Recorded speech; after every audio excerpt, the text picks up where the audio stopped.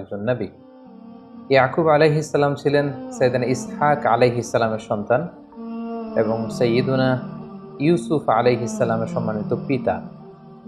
ইয়াকুব আলাইহিস সালাম তিনি কানাআনে জন্মগ্রহণ করেন এবং যুবক বয়সে তিনি কানাআন থেকে ইরাকের হাররানে চলে যান এবং সেখানে যে ওনার মামার সাথে সে এলাকাতে তিনি বসবাস শুরু করেন।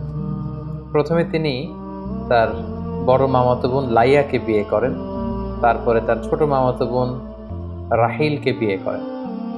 তখনকার সময়ে সেই শরীয়তে একই সাথে দুই বোনকে একসাথে বিয়ে করা যেত, কিন্তু আমাদের শরীয়তে কিন্তু এটি করা যায় না। তো সেই শরীয়তে একসাথে দুই বোনকে স্ত্রী হিসেবে রাখা যেত। পরবর্তীতে তাওরাতে একই সাথে দুই বোনকে বিয়ে করে স্ত্রী হিসেবে রাখাকে নিষিদ্ধ ঘোষণা করা হয়েছে। সাইয়েদনা ইয়াকুব আলাইহিস সালামের উপাধি ছিল ইসরাইল, মানে আল্লাহর বান্দা, আর ওনার বংশধরদেরকে বলা হয় বনি ইসরাইল। বনি ইসরাইল নামে কালামুল্লাহ মাজিদে একটি সূরা রয়েছে, স্বতন্ত্র সূরা, যেটি কালামে হাকিমের 17তম সূরা। আল্লাহ তাআলা কালামুল্লাহ মাজিদের বিভিন্ন আয়াতে বনি ইসরাইলদেরকে অ্যাড্রেস করে অনেক কথা বলেছেন। যেমন সূরাতুল বাকারার 40 নম্বর আয়াতে আল্লাহ তাআলা বলেছেন, ইয়া বনি ইসরাইল আযকুরু নি'মাতি আল্লাতী আন'আমতু আলাইকুম ওয়া আউফু বিআহদি উফি বিআহদিকুম ওয়া ইয়্যায়া ফারহাবুন। অর্থাৎ হে ইসরাইলের সন্তানেরা, অর্থাৎ ইয়াকুবের যে সন্তানেরা বনি ইসরাইল, তোমরা আমি আল্লাহর দেয়া নেয়ামতকে স্মরণ করো এবং আমি যে নেয়ামতকে তোমাদের উপর পরিপূর্ণ করেছি, আমার সাথে তোমরা যে ওয়াদা দিয়েছো, এগুলোকে তোমরা পূর্ণ করো আর আমাকে তোমরা ভয় করো। এভাবে বিভিন্ন আয়াতে আল্লাহ তাআলা বনি ইসরাইলকে অ্যাড্রেস করেছেন। সাইয়েদনা ইয়াকুব আলাইহিস সালামের সর্বমোট 12 জন পুত্র সন্তান ছিল। ওনার দ্বিতীয় স্ত্রী রাহিলের গর্ভে জন্ম নেন সাইয়েদনা ইউসুফ আলাইহিস সালাম এবং ইউসুফ আলাইহিস সালামের ছোট ভাই বেনিয়ামিন। এ দুজন ছাড়া বাকি সব সন্তানেরা অন্যান্য স্ত্রীদের গর্ভজাত সন্তান। এবং এই 12 জন সন্তান থেকেই কিন্তু মূলত বনি ইসরাইলের 12টি যে উপশাখা বা 12টি গোত্রের কথা আমরা শুনে থাকি, এগুলো বেসিক্যালি ইয়াকুব আলাইহিস সালামের 12 সন্তানের মধ্য দিয়ে এই 12টি উপশাখা তৈরি হয়েছে।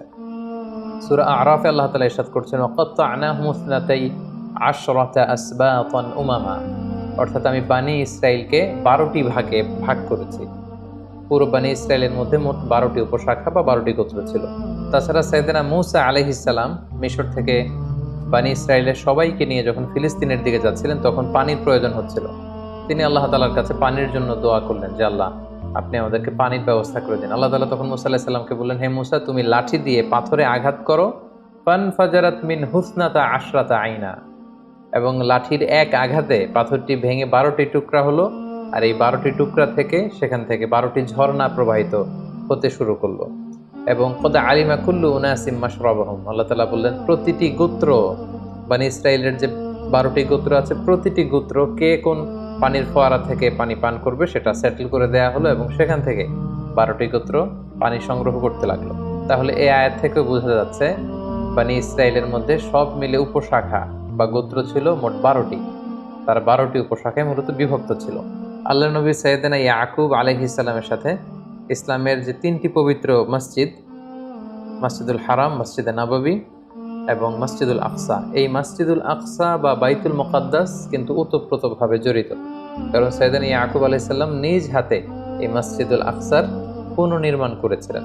ঘটনাটি ছিল এমন, সাইয়েদনা ইয়াকুব আলাইহিস সালাম যখন কানাআন থেকে যৌবন বয়সে যুবক অবস্থায় ওনার মামার এলাকা হাররানে যেতে চাইলেন, তখন সফর যখন শুরু করলেন, পথিমধ্যে এক জায়গায় রাত্রি হয়ে গেল। তিনি সেখানে একটি পাথরের উপর মাথা রেখে ঘুমিয়ে পড়লেন এবং ঘুমে তিনি চমৎকার একটি স্বপ্ন দেখলেন। এই পুরো স্বপ্নের বিবরণ বিভিন্ন ইসরায়েলি বর্ণনাতে এসেছে যে তিনি স্বপ্নে দেখলেন আকাশ থেকে ফেরেশতারা ওঠানামা করছে, আল্লাহ তাআলা ওনাকে নবী হিসেবে অ্যাপয়েন্ট করছেন, প্রত্যাদেশ করছেন আর জানাচ্ছেন যে হে ইয়াকুব, আমি নেয়ামত দিয়ে তোমার জীবনকে ধন্য করব, তোমাকে অনেক সন্তান সন্ততি দেব, তোমার যুরিয়া, তোমার বংশধর তারা গোটা বিশ্ব ছড়িয়ে পড়বে এবং তোমার বংশধরদেরকে আমি এই ল্যান্ডের মালিক বানাবো।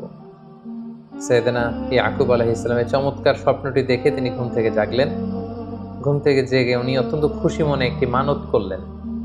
তিনি নিয়ত করলেন যে এই জায়গাটিতে আমি একটি আল্লাহর ঘর বানাবো, একটি ইবাদতখানা বানাবো। এটার নাম তিনি দিতে চাইলেন বাইতু ইল, মানে বাইতুল্লাহ, আল্লাহর ঘর, যেখানে লোকজন আল্লাহ তাআলার ইবাদত করবে। তিনি মানত করলেন যে এখানে একটি আল্লাহর ঘর বানাবো, পাশাপাশি আল্লাহ তাআলা আমাকে যে রিজিক দিবে, যে রুজি দিবে, তা থেকে আমি 1/10 অর্থাৎ 1/10 আল্লাহ তাআলার রাস্তায় দান করব। যদি হাররান থেকে আমি আবার আমার ভূখণ্ড, আমার জন্মস্থান কানাআনে সহি সালামতে কখনো ফিরে আসতে পারে, আমি এই কাজ দুটি করব। এবং তিনি যেই প্রতিশ্রুতি আল্লাহ তাআলাকে দিয়েছেন তিনি সেটাই করেছিলেন। তিনি এই জায়গা থেকে প্রস্থান করবার সময় এই জায়গাটিকে, এই লোকেশনটিকে যাতে তিনি ভুলে না যান, তিনি পাথরের মধ্যে এক ধরনের চিহ্ন দিয়ে গেলেন। এবং প্রায় 20 বছর পরে তিনি যখন হাররান থেকে আবার আল্লাহ তাআলার আদেশে কানাআনে ফিরে আসলেন, তিনি তার মানত পূর্ণ করলেন। তিনি ঠিক ওই জায়গাটিতে যে পাথরের মধ্যে যে তিনি চিহ্ন বা দাগ দিয়ে এসেছিলেন, সেই দাগটি তিনি খুঁজে পেলেন এবং সেখানেই তিনি একটি মসজিদ নির্মাণ করলেন। আর এই মসজিদটি হচ্ছে মূলত বাইতুল মাকদাস বা মসজিদুল আকসা। ইয়াকুব আলাইহিস সালামের এই পুনর্নির্মাণের প্রায় 1000 বছর পর সাইয়েদানা সুলাইমান আলাইহিস সালাম এই মসজিদুল আকসা আবার পুনর্নির্মাণ করেন এবং আজও ইতিহাসের বা কালের সাক্ষী হয়ে এই মসজিদুল আকসা বা পবিত্র মসজিদ আজও ফিলিস্তিনের ওই ভূখণ্ডে এটা রয়েছে। এবং সহিহ হাদিস থেকে আমরা জানতে পারি যে আল্লাহর হাবিব সাল্লাল্লাহু আলাইহি ওয়াসাল্লাম বলেছেন যে মসজিদুল হারাম তৈরির 40 বছর পর মসজিদুল আকসা নির্মিত হয়েছে। কে নির্মাণ করেছিল এ ব্যাপারে সুস্পষ্ট কোনো তথ্য জানা যায় না। বলা হয় যে সাইয়েদনা আদম আলাইহিস সালাম নিজেই করেছেন, অথবা আদম আলাইহিস সালামের কোনো সন্তান করেছেন। কেউ কেউ বলেছেন যে পরবর্তীতে ইসহাক আলাইহিস সালাম করেছেন। এবং এই মসজিদটি নিশ্চিহ্ন হয়ে যাওয়ার কারণে স্বপ্নযোগে আল্লাহ তাআলা প্রত্যাদেশ করার মধ্য দিয়ে সাইয়েদনা ইয়াকুব আলাইহিস সালামের হাতে এই ঐতিহাসিক ইবাদতখানা বা আল্লাহ তাআলার ঘর বাইতুল মাকদাসকে আবার পুনর্নির্মাণ তিনি করেছেন। শেষ জীবনে সাইয়েদনা ইয়াকুব আলাইহিস সালাম তিনি তার পুত্র ইউসুফ আলাইহিস সালামের নিমন্ত্রণে মিশরে গিয়েছিলেন এবং সেখানে প্রায় 17 বছর, অন্য বর্ণনা মতে 24 বছর তিনি অবস্থান করেছেন। সাইয়েদনা ইয়াকুব আলাইহিস সালাম ওনার সন্তানদেরকে কি কি উপদেশ দিয়েছেন, বিশেষ করে ওনার ছেলে ইউসুফ আলাইহিস সালামের সাথে ইয়াকুব আলাইহিস সালামের বিভিন্ন কনভারসেশন, আল্লাহ তাআলার কাছে বিভিন্ন ধরনের দোয়া এবং ছেলেদেরকে তিনি কি কি ধরনের উপদেশ দিয়েছেন এ ব্যাপারে খুব বিস্তারিত সূরা ইউসুফে এসেছে। সেখান থেকে কিছু কথা আমি আপনাদের সামনে এখন পেশ করব। এবং সাইয়েদনা ইউসুফ আলাইহিস সালামকে তিনি চমৎকার একটি স্বপ্নের ব্যাপারে উপদেশ দিয়েছিলেন। তিনি বলেছিলেন, হে আমার ছেলে ইউসুফ, তুমি যে সুন্দর স্বপ্ন দেখেছো এটা কাউকে বলো না। قال يا بني لا تقصص رؤياك على إخوتك فيكيدوا لك كيدا إن الشيطان للإنسان عدو مبين। অর্থাৎ হে ইউসুফ, তুমি যে স্বপ্নটা দেখেছো, স্বপ্নের কথা কাউকে বলতে যেও না, কেননা সবাই তোমার সাকসেস বা সফলতা দেখে খুশি নাও হতে পারে। বিশেষ করে তোমার ভাইদেরকে বলতে যেও না, কেননা শয়তান সবসময় হুইসপারিং করা, ওয়াসওয়াসা দেওয়ার জন্য বসে থাকে। তাছাড়া সূরা ইউসুফে আমরা সাইয়েদনা ইয়াকুব আলাইহিস সালামের চমৎকার ধৈর্যের কিছু নমুনা দেখতে পাই। আমরা সেখানে দেখেছি যে ওনার প্রাণপ্রিয় পুত্র ইউসুফ আলাইহিস সালামকে যখন ওনার থেকে সরিয়ে নেওয়া হলো, বিচ্ছিন্ন করে দেয়া হলো, এবং তিনি ইউসুফ আলাইহিস সালামের জন্য কাঁদতে কাঁদতে অস্থির হয়ে পড়লেন, কিন্তু ওই কঠিন মুহূর্তেও কিন্তু তিনি ধৈর্যহারা হয়ে যান। তিনি অত্যন্ত ধৈর্যশীল ছিলেন এবং ওনার বিখ্যাত কথা যে ফাসবরুন জামিল, আমি উত্তম ধৈর্য ধারণ করলাম, এই কথাটি কিন্তু সরাসরি আল্লাহ তাআলা কালামুল্লাহ মাজিদে কোট করেছেন।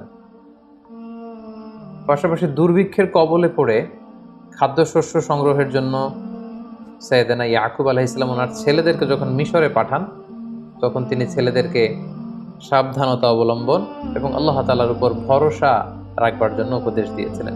এই কথাটিও সূরা ইউসুফে খুব চমৎকারভাবে উদ্ধৃত হয়েছে। وقال يا بني لا تدخلوا من باب واحد وادخلوا من أبواب متفرقة। তিনি ছেলেদেরকে বললেন যে, হে আমার সন্তানেরা, তোমরা মিশরের যে খাদ্যশস্য সংগ্রহের জন্য যাবে, তোমরা সবাই মিলে একটা দরজা দিয়ে মিশরে প্রবেশ করবে না, একটা এন্ট্রেন্স বা প্রবেশ পথ দিয়ে তোমরা মিশরে ঢুকবে না। তাহলে তোমাদের চেহারা, তোমাদেরকে একসাথে দেখে সবাই বুঝে ফেলবে যে তোমরা একই এলাকার লোক, কারণ 10 জনই দেখতে কাছাকাছি প্রায় একই রকম, খুব সুশ্রী সুন্দর, তো তারা তোমাদের ক্ষতি করতে পারে। তো তোমরা এক একজন এক এক প্রবেশ পথ দিয়ে মিশরে প্রবেশ করবে। তাহলে চলতি পথে, জীবনের চলার পথে যে সাবধানতা অবলম্বন করতে হয়, এই শিক্ষাটা বা এই উপদেশ তিনি তার ছেলেদেরকে দিয়েছিলেন।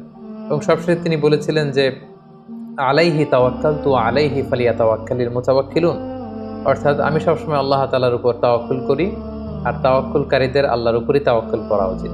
তার মানে তার ছেলেরা খাদ্যশস্য সংগ্রহের জন্য যে মিশরে গিয়েছে, সেখানে যেন সার্বিক পরিস্থিতিতে আল্লাহ তাআলার উপর তারা যেন তাওয়াক্কুল করে, এই উপদেশটি কিন্তু তিনি তার ছেলেদেরকে দিয়েছিলেন।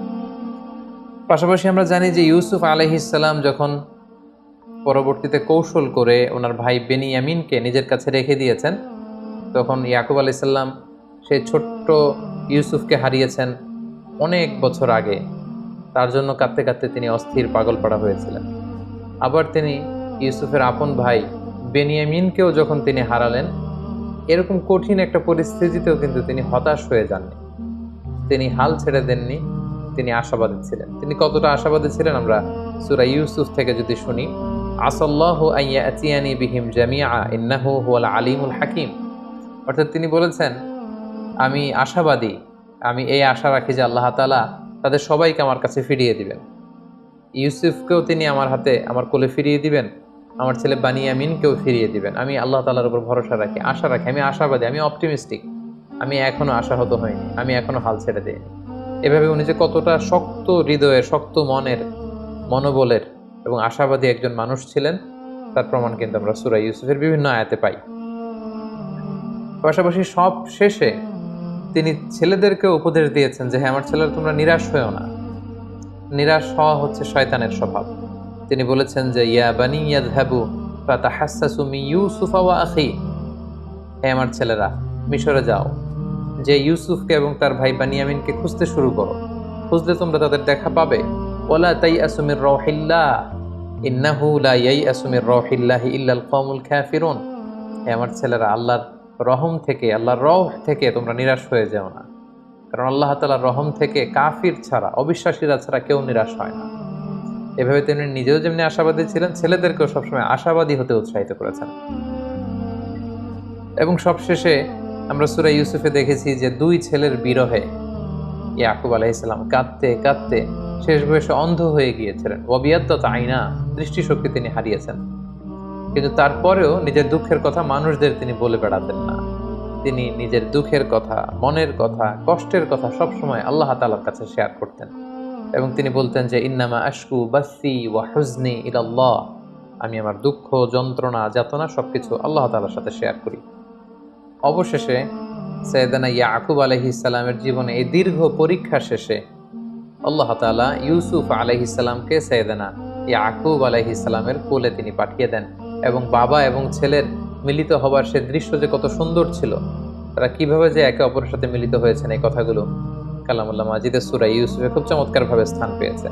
এবং সপরিবারে সাইয়েদানা ইউসুফ আলাইহিস সালাম, ইয়াকুব আলাইহিস সালাম এবং ওনার বংশের সবাইকে তিনি ইজিপ্টে ইনভাইট করেছেন। এবং পুরো ফ্যামিলি একসাথে তারা ইজিপ্টে ওনাদের happy reunion of the family, পুরো ফ্যামিলি মেম্বার্স তারা সবাই একে অপরের সাথে মিলিত হয়েছেন। এবং খুব চমৎকার একটি এন্ডিংয়ের মধ্য দিয়ে সূরা ইউসুফে সাইয়েদানা ইয়াকুব আলাইহিস সালামের জীবনের শেষ দিকে কি কি ঘটেছিল এই ব্যাপারটিও চমৎকারভাবে উল্লেখিত হয়েছে। সম্মানিত সুধী, সাইয়েদানা ইয়াকুব আলাইহিস সালাম সবসময় তাওহীদের দাওয়াত দিয়েছেন। কানাআনে বিস্তৃত কানাআন অঞ্চলে তিনি তাওহীদের দাওয়াত দিয়েছেন। ছেলে মেয়েদের সবাইকে, যেহেতু উনি হচ্ছেন ইসরাইল, ওনার উপাধি ইসরাইল, আর ওনার বংশধরদের নাম হচ্ছে বানি ইসরাইল। এবং আমরা জেনেছি ইতিমধ্যে যে ওনার 12 জন সন্তান ছিল, তাদের অনেক সন্তান, সন্ততি, নাতি নাতনি, বিশাল একটি গোষ্ঠীর তিনি জনক ছিলেন। ফলে তাদের সবাইকে তিনি তাওহীদের, রিসালাতের এবং আখিরাতের দাওয়াত দিয়েছেন। তাওহীদের শিক্ষা, রিসালাতের শিক্ষা, আখিরাতের শিক্ষা কিন্তু ছেলে মেয়ে এবং পুরো বংশধরদের সবার মাঝে তিনি রোপণ করে দেওয়ার চেষ্টা করেছেন। এবং সাইয়েদানা ইয়াকুব আলাইহিস সালাম ইন্তেকালের আগে তার 12 ছেলেকে এবং পুরো বংশধরদের সবাইকে একসাথে বসিয়ে তিনি কমিটমেন্ট নিয়েছেন, প্রমিস করিয়েছেন যে তোমরা বলো আমার ইন্তেকালের পরে তোমরা কার ইবাদত করবে। আমার জীবদ্দশায় তোমরা যেমনি এক আল্লাহ তাআলার ইবাদত করো, আল্লাহ ছাড়া কারো সামনে মাথা নত করো না, আমি চলে যাওয়ার পরেও কি তোমরা সেই আল্লাহর ইবাদত করবে? আমাকে কথা দাও, আমাকে ওয়াদা করো। এবং এই কথাটি আল্লাহ তাআলা সূরাতুল বাকারার 133 নম্বর আয়াতে চমৎকারভাবে বলেছিলেন যে ইয ক্বালা লিবানিহি মা তা'বুদুনা মিন বা'দি। হে নবী, স্মরণ করুন সে সময়ের কথা যখন ইয়াকুব তার ছেলেদেরকে জিজ্ঞেস করলো যে মা তা'বুদুনা মিন বা'দি, আমার ইন্তেকালের পরে তোমরা কার ইবাদত করবে? ক্বালু না'বুদু ইলাহাকা ওয়া ইলাহা আবাইকা ইব্রাহিমা ওয়া ইসমাঈলা ওয়া ইসহাকা ইলাহা ওয়াহিদা ওয়া নাহনু লাহু মুসলিমুন। সাইয়েদানা ইয়াকুব আলাইহিস সালামের সব ছেলেরা এক বাক্যে বলে উঠলো যে হে বাবা, এখন যেমনি আমরা এক আল্লাহর ইবাদত করি, আপনার ইন্তেকালের পরেও আপনার রব, আমাদের দাদা ইসমাইলের রব, আমাদের পূর্বপুরুষ ইসহাক, ইব্রাহিম, তাদের যে রব এক আল্লাহ তাআলার ইবাদত আমরা করব। ওয়া নাহনু লাহু মুসলিমুন, আর আমরা আল্লাহ তাআলার কাছে আত্মসমর্পণকারী হিসেবেই থাকব। বিভিন্ন ঐতিহাসিকগণ উল্লেখ করেছেন, ইউসুফ আলাইহিস সালামের আমন্ত্রণে সাইয়েদনা ইয়াকুব আলাইহিস সালাম যখন কানান থেকে মিশরে যান, তখন ওনার বয়স ছিল 130 বছর। মিশরে যেয়ে তিনি আরও অবস্থান করেন 17 বছর। মোট 147 বছর আল্লাহর পয়গম্বর সাইয়েদনা ইয়াকুব আলাইহিস সালাম হায়াত পেয়েছেন এবং 147 বছর বয়সে তিনি ইন্তেকাল করেছেন। পরবর্তীতে সাইয়েদনা ইয়াকুব আলাইহিস সালামকে কানানে অর্থাৎ ফিলিস্তিনে কবর দেওয়া হয়, যেখানে ওনার পিতা ইসহাক আলাইহিস সালামের কবর রয়েছে এবং ওনার দাদা সাইয়েদনা ইব্রাহিম আলাইহিস সালামের কবর রয়েছে, যেটিকে বর্তমানে খালিল সিটি বলা হচ্ছে, ফিলিস্তিনের হেব্রনে। ঠিক সেখানে সাইয়েদনা ইসহাক আলাইহিস সালাম এবং আল্লাহর খালিল ইব্রাহিম আলাইহিস সালামের পাশে শুয়ে আছেন সাইয়েদনা ইয়াকুব আলাইহিস সালাম। সম্মানিত সুধী, এ পর্যায়ে আমরা সাইয়েদনা ইয়াকুব আলাইহিস সালামের জীবনী থেকে কি শিখলাম, এরকম কিছু লাইফ লেসন যেগুলো আমাদের সারা জীবন কাজে লাগতে পারে, এরকম কয়েকটি লাইফ লেসন শেয়ার করব। প্রথম যে ব্যাপারটি আমরা শিখতে পেরেছি সেটা হচ্ছে, আমরা যদি কাউকে প্রমিস দেই, এই প্রমিস আমাদেরকে রাখতে হবে, কারণ বিশ্বাসীরা হচ্ছে প্রমিস অ্যাটেন্টিভ। আমরা যদি সাইয়েদনা ইয়াকুব আলাইহিস সালামের জীবনের দিকে খেয়াল করি, তাহলে দেখব যে কানান থেকে হারানে যাওয়ার সময় তিনি সুন্দর একটা স্বপ্ন দেখেছিলেন রাতে, এবং ঘুম থেকে জেগে তিনি আল্লাহকে প্রমিস করেছেন যে আল্লাহ, আমি যদি আবার কানানে ফিরতে পারি, এই লোকেশনে আমি একটি মসজিদ বানাবো, এবং আমার যে রুজি উপার্জন রিজিক তুমি দিয়েছো, তা থেকে 1/10 আল্লাহর রাস্তায়, তোমার রাস্তায় আমি দান করব। এবং সেটাকে কিন্তু তিনি পূর্ণ করেছেন। 20 বছর পরে আবার হাররান থেকে তিনি যখন কানানে ফিরে এসেছেন, তিনি নিজ হাতে ঠিক ওই জায়গাটাতে যেখানে তিনি পাথর দিয়ে চিহ্ন এঁকে দিয়েছিলেন, ওই জায়গায় একটি মসজিদ তিনি নির্মাণ করে তিনি তার কথা রেখেছেন, এবং আজীবন তিনি তার উপার্জিত সম্পদের মধ্যে থেকে 1/10 আল্লাহ তাআলার রাস্তায় দান করেছেন। তাহলে আমরা বুঝলাম যে মানত যদি আমরা করি, এটাকে পূর্ণ করতে হয়। আমরা যদি কাউকে প্রমিস দেই, আমরা যদি কথা দেই, আমরা যেন আমাদের কথা রাখি, এবং এটাই নবীদের শিক্ষা। দ্বিতীয় যে ব্যাপারটি আমরা শিখি সেটা হচ্ছে, সাইয়েদনা ইয়াকুব আলাইহিস সালাম ছিলেন এ রোল মডেল অফ ফাদার। একজন আদর্শ পিতার কীরকম বৈশিষ্ট্য থাকতে পারে সেটা আমরা দেখেছি সূরা ইউসুফে, যে ওনার একটা ভিন্ন ধরনের প্যারেন্টিং স্টাইল ছিল। আমরা সূরা ইউসুফের বিভিন্ন জায়গায় দেখেছি যে তিনি ইয়াকুব আলাইহিস সালাম ওনার সন্তানদেরকে বিভিন্ন সময় যাকে যখন যে ধরনের উপদেশ দেওয়া দরকার, ঠিক সে ধরনের উপদেশ কিন্তু তিনি দিতেন। তিনি ইউসুফ আলাইহিস সালামকে এক ধরনের উপদেশ দিয়েছেন, বানিয়ামিনকে তার মতো করে উপদেশ দিতেন, এবং অন্যান্য বাকি 10 জন ছেলেকেও নানা সময় নানা ধরনের উপদেশ দিতেন, যেটাকে বলা হয় আত-তারবিয়া আল ইসলামিয়া। সন্তানদেরকে ইসলামী তারবিয়াত, ইসলামী আখলাকের মধ্য দিয়ে বেড়ে ওঠানোর জন্য, তাদেরকে গঠন করবার জন্য বাবার পক্ষ থেকে এই ধরনের প্যারেন্টিং, গুড প্যারেন্টিং, যেখানে ইসলামী তারবিয়া থাকবে, ইসলামী টিচিং থাকবে, ইসলামিক লেসন থাকবে, এবং ইসলামিক পার্সপেক্টিভ থেকে বিভিন্ন ধরনের উপদেশ থাকবে, সেটি কিন্তু আমরা সাইয়েদনা ইয়াকুব আলাইহিস সালামের জীবনী থেকে দেখতে পাই। 3 নম্বর যে শিক্ষাটি আমরা পাই সেটা হচ্ছে আনশেকেবল ট্রাস্ট অন আল্লাহ। আল্লাহ তাআলার উপর ওনার দৃঢ় বিশ্বাস সবসময় ছিল। তিনি যত বিপদেই পড়েন না কেন, যতই তিনি চিন্তিত বা বিচলিত হন না কেন, সবসময় তিনি আল্লাহ তাআলার উপর ট্রাস্ট রেখেছেন। তিনি বলতেন যে ইন্নামা আশকু বাসি ওয়া হুজনি ইলাল্লাহ, আমি আমার দুঃখ, কষ্ট, যন্ত্রণা আমি আল্লাহ তাআলার সাথে শেয়ার করি। সম্মানিত শুধু আমরা জানি যে আমাদের জীবনে অনেক আপস অ্যান্ড ডাউনস থাকে, জীবনের ওঠানামা এটা থাকবেই, দুঃখ কষ্ট। ইন্নামা আল উসরি ইউসরা, কষ্টের সাথে স্বস্তি থাকে, স্বস্তির সাথে কষ্ট থাকে, এই দুঃখ কষ্ট এটা থাকবেই। কিন্তু আমাদের জীবনে দেখা যায় যে আমাদের জীবনে কোনো কষ্ট বা দুঃখের সম্মুখীন আমরা হলেই, কোনো সমস্যা হলে সর্বপ্রথম আমরা সেটা ফেসবুকে শেয়ার করে দিই, সর্বপ্রথম সেটা আমার বন্ধুর সাথে আমি শেয়ার করি, অন্যান্যদের সাথে শেয়ার করি। নবীদের অভ্যেস ছিল, ওনাদের জীবনে কোনো কষ্ট দুঃখ আসলে সর্বপ্রথম ওনারা আল্লাহ তাআলার সাথে শেয়ার করতেন, কারণ তিনিই পারেন আপনাকে বিপদ থেকে উদ্ধার করতে, আল্লাহ তাআলাই পারেন আপনাকে এই মুসিবত থেকে রেহাই দিতে। তাই সাইয়েদনা ইয়াকুব আলাইহিস সালামের জীবনী থেকে আমরা শিখতে পারি যে আমরা আমাদের সমস্যা জীবনে যখন আসবে, যখন ফেস করব, কখনো যদি বিপদে আমরা পড়ি, সর্বপ্রথম বন্ধুর সাথে শেয়ার করার আগে, ফেসবুকে শেয়ার দেওয়ার আগে আমরা সর্বপ্রথম আল্লাহ তাআলার সাথে শেয়ার করব। 4 নাম্বার যে শিক্ষাটি আমরা সাইয়েদনা ইয়াকুব আলাইহিস সালামের জীবনী থেকে পাই সেটা হচ্ছে ধৈর্য ধারণ করা, patience. A true Muslim always remain patient. আমরা জানি একজন প্রকৃত বিশ্বাসী সবসময় ধৈর্যশীল হয়, এবং আল্লাহ তাআলা বলেছেন যে ওয়াবাশশিরিস সাবিরিন, হে নবী আপনি বিশ্বাসীদেরকে, যারা ধৈর্যশীল, এরকম বিশ্বাসীদেরকে আপনি সুসংবাদ দান করুন। সাইয়েদনা ইয়াকুব আলাইহিস সালামের জীবনের প্রতিটি পর্যায়ে তিনি ধৈর্যশীল ছিলেন। প্রথমে সাইয়েদনা ইউসুফ আলাইহিস সালামকে হারালেন, তিনি প্যানিক না হয়ে তিনি বললেন ফাসবরুন জামিল, আমি ধৈর্য ধারণ করলাম। বানিয়ামিনকে যখন হারালেন তখনও ধৈর্য ধারণ করে বললেন যে আল্লাহ তাআলা সবাইকে ফিরিয়ে নিয়ে আসবে। তাই ধৈর্য ধারণ করা, এই গুণটি যেন আমরা আমাদের জীবনে আত্মস্থ করতে পারি। 5 নম্বরে যে শিক্ষাটি আমরা পাই সেটা হচ্ছে আশাবাদী হওয়া বা অপটিমিস্টিক হওয়া। আমাদের অনেকে অল্পতে আমরা হাল ছেড়ে দিই, অল্পতে আমরা কাবু হয়ে যাই, অল্পতে আমরা ভেঙে পড়ি। কিন্তু সাইয়েদনা ইয়াকুব আলাইহিস সালামের আমরা দৃঢ়চেতা মানসিক অবস্থা বা মনোবল যদি আমরা দেখি, যে তিনি পাহাড় সম দৃঢ় ছিলেন। যত বিপদে আসুক না কেন তিনি কিন্তু হাল ছেড়ে দেননি। তিনি আশাবাদী ছিলেন।